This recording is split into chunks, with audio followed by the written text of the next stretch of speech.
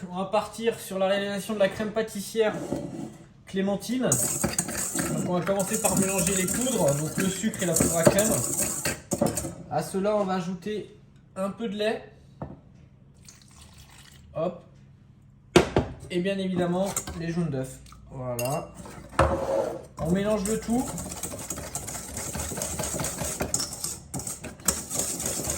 Et en parallèle, on met à bouillir le lait avec la moitié de la poudre de clémentine. Seulement la moitié. Faites bien attention à garder l'autre moitié. Très important pour la suite de la recette. Pendant que le lait bout, on mélange bien les jaunes, le sucre et la poudre à crème. Et on fait blanchir le mélange.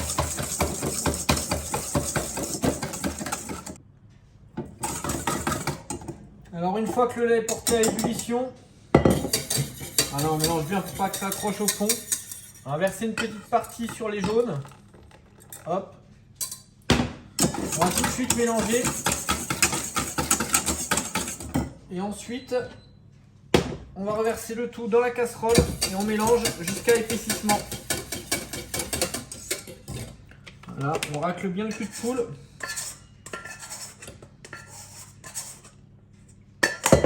Et on mélange.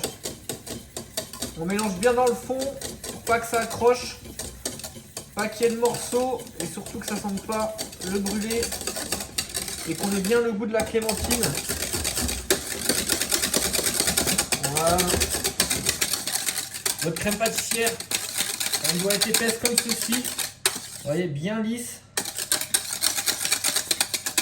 Une fois qu'elle est bien épaissie, ce qu'on va faire, c'est qu'on va la débarrasser dans un cul de poule et on va la mettre à refroidir le plus rapidement possible.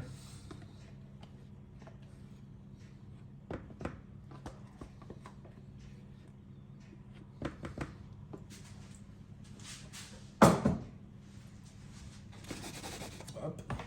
Filmez au contact pour pas qu'elle croûte. Et l'idéal, vous la mettez au congèle, vous mettez un timer. Il faut qu'elle soit froide. Pas congelée, froide. Hein.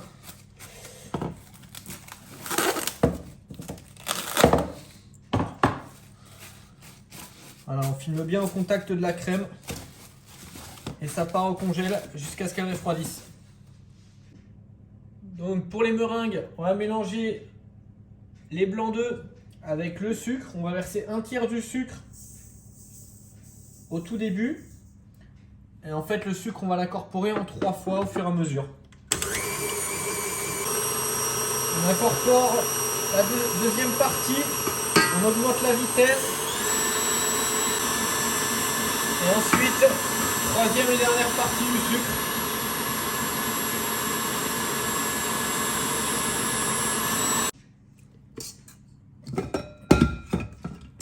Voilà, donc la meringue est parfaite.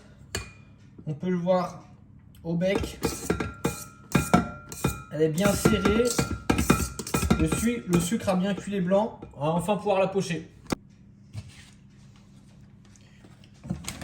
Donc on peut remplir la poche à douille. Voilà, vous pouvez faire un ourlet comme ceci, ce sera plus simple.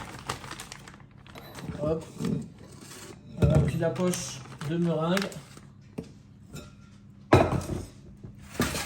On prend la plaque de cuisson. Si vous ne voulez pas que le papier cuisson s'envole durant la cuisson avec la ventilation, hop, vous mettez une petite pointe de meringue sur la plaque. Voilà, vous collez le papier comme ceci, il ne s'envolera pas.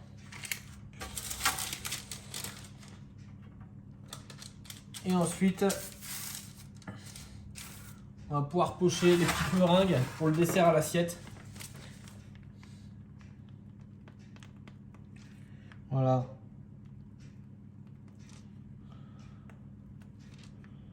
Vous pouvez faire différentes formes, faire comme bon vous semble. Faire différentes tailles. Moi, je vous recommande de faire différentes tailles pour pouvoir jouer sur le visuel.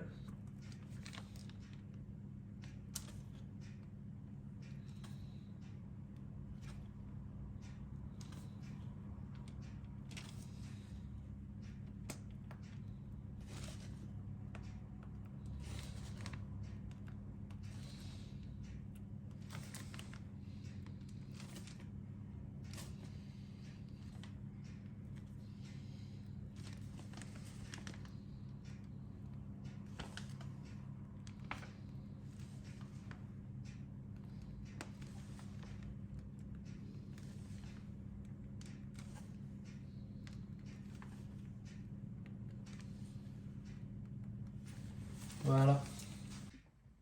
Donc pour la crème diplomate clémentine, on retravaille la crème pâtissière. Donc on la mélange à la spatule. Voilà.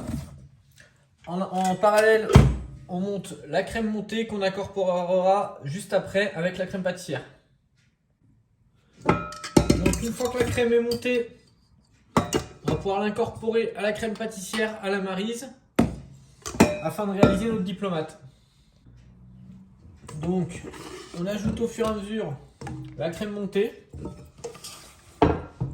et avec la maryse, voilà, en réalisant des cercles afin de ne pas trop casser le mélange, on va incorporer la crème montée à la crème pâtissière. On aura donc notre mélange de crème diplomate à la clémentine.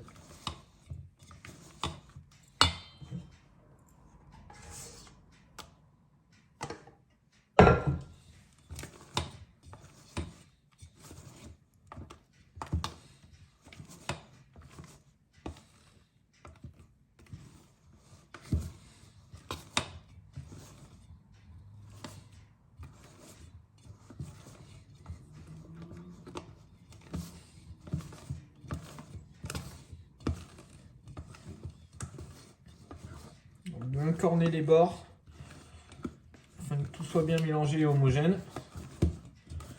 Et voilà, donc là on a notre crème diplomate à la clémentine qui est réalisée. Donc ensuite on va pouvoir dresser nos desserts à l'assiette. Donc chacun fait comme il veut, l'idéal c'est de pocher à 1/3, 2/3 de l'assiette. Voilà. Et on poche les bouliches donc de crème diplomate à la clémentine. Voilà, on joue sur le volume.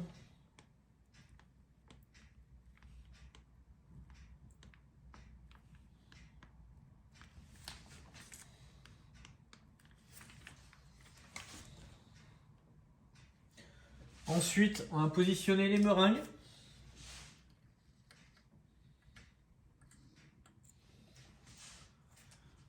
Hop. Voilà, pareil, on joue sur la taille des meringues pour avoir un résultat et un rendu sympa.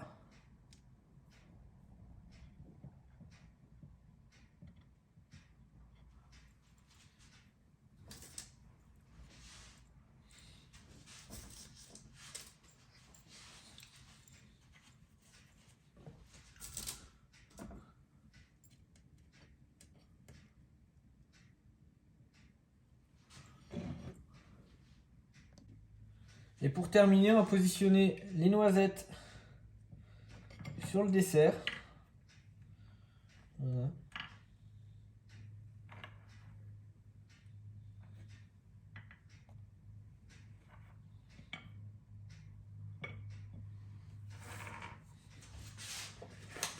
Et avec le restant de poudre de clémentine, je vais aller en mettre légèrement au-dessus pour donner un peu de couleur.